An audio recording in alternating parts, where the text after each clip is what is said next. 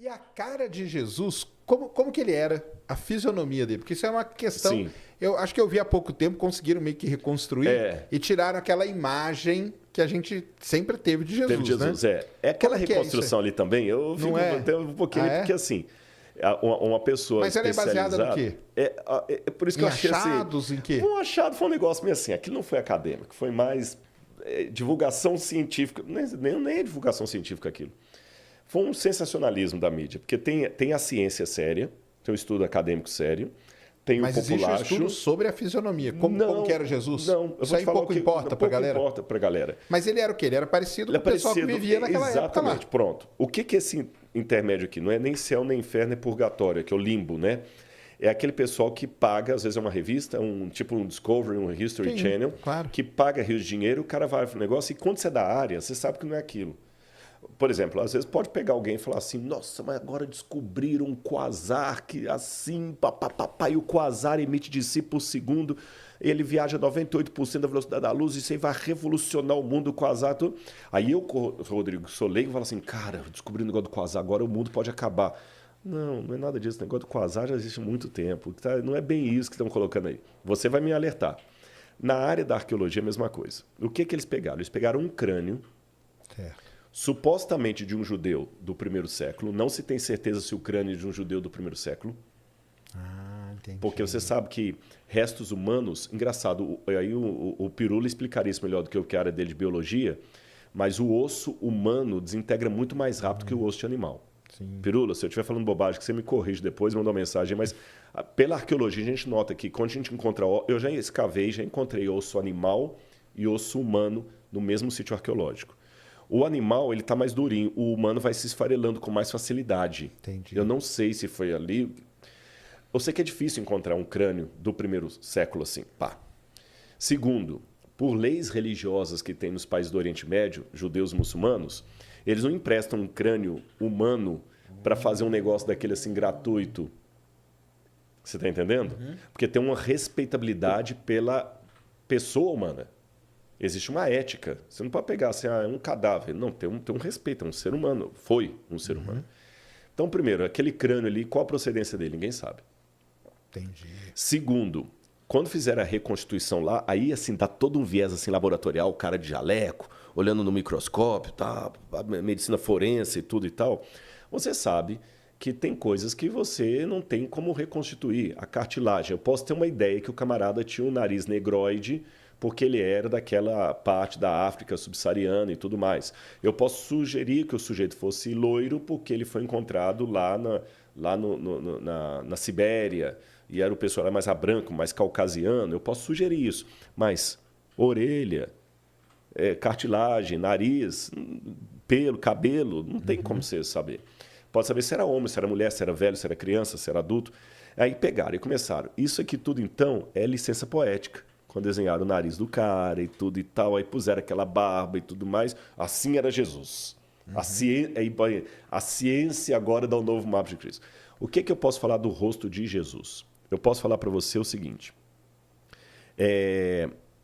Ele deveria ser uma pessoa como um judeu de sua época. O biotipo do judeu da época, que é diferente do biotipo do judeu de agora. Porque agora você tem um judeu askenazi, você tem um judeu da Espanha, o sefaradita, tem o judeu da Polônia. Então, quer dizer, tem vários tipos de judeus. Aí foi misturando, né? E tem o judeu etíope. Você vê em Israel, o judeu da minha cor. Está lá no exército, lá, falando hebraico, tudo judeu, de origem etíope. Você tem judeu loiro. Você tem judeu com aquele nariz mais afinado, assim. Então, tem que pegar qual que era a característica do judeu da época.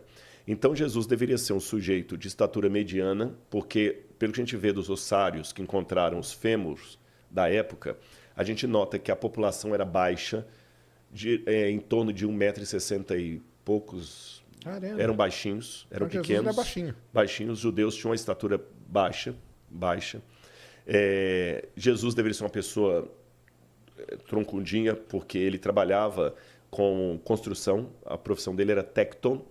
Tecton que o pessoal traduz como marceneiro ou carpinteiro, mas não tecton. Você não fala da tectônica de placas? Olha o mundo grego aí ajudando a gente. Claro.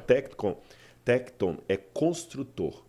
O chefe dos arquitetos, dos construtores é o arquitecton. Então eles eram um tecton, né? A tectônica de placas, como é que as placas vão se construindo, se avolumando. E é pedra.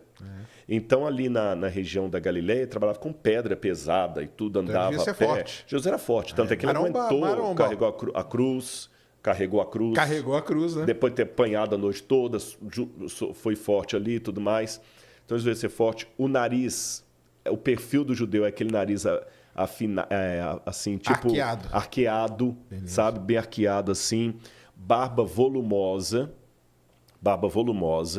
A pele devia ser uma pele mais azeitonada, porque eles estavam muito expostos ao sol. Né? Direto. O sol direto. Cabelo mais crespo e farto. Entendi. Cabelo mais crespo e farto. Isto é o que eu posso concluir da aparência. Algumas coisas que eu falei estão em consonância com esse estudo que você mencionou aí. Né? Que também coloca um cara meio ali e tal. É que também eles não podiam fugir muito, porque senão ia ficar muito esquisito. Né? Agora, o que Jesus não era definitivamente é aquele ser quase com carinha efeminada, olhinhos azuis, aquela barba assim, com a carinha assim. Aquilo ali é uma construção... Sabe que aquele Jesus foi baseado em Luís XVI, né? Porque tinha a época todo Luís XVI, toda da França. Sim, que ele era o padrão, né? É o padrão de beleza. Entendi. Então, Jesus foi o padrão de beleza. Então, caramba, ele era baixo. Porque não pode colocar ele baixo, né? Porque senão como que ele ia chegar nos lugares, né? Exatamente. Chegar impondo ali, né? Impondo. E não, né? Que coisa, né? É muito complicado, né? E aí, essa parte aí que você falou, né? Que, cara, assim, eu sou ateu e tudo, mas eu acho sensacional essas histórias, viu? Acho sensacional. Não, elas fascinam, elas são legais. Fascinam. A fase final ali, que você falou que ele carregou a cruz. Então o negócio, a cruz existiu, ele foi crucificado. Tudo isso aí já é comprovado. Arqueologicamente. Sim, arqueologicamente. Mesmo. Inclusive, eu vou dar algumas evidências para você. Só para a gente contextualizar, era algo comum na época. Muito. Milhares, se não milhões. Eu estou resistindo a falar milhões, mas eu estou quase falando milhões. Não posso falar milhões com certeza, mas milhares eu posso. Milhares de pessoas foram crucificadas pelos romanos. A cruz era uma coisa tão detestada que a palavra crux, em latim, era um xingamento. Caramba! Quando eu queria te amaldiçoar, eu falava crux.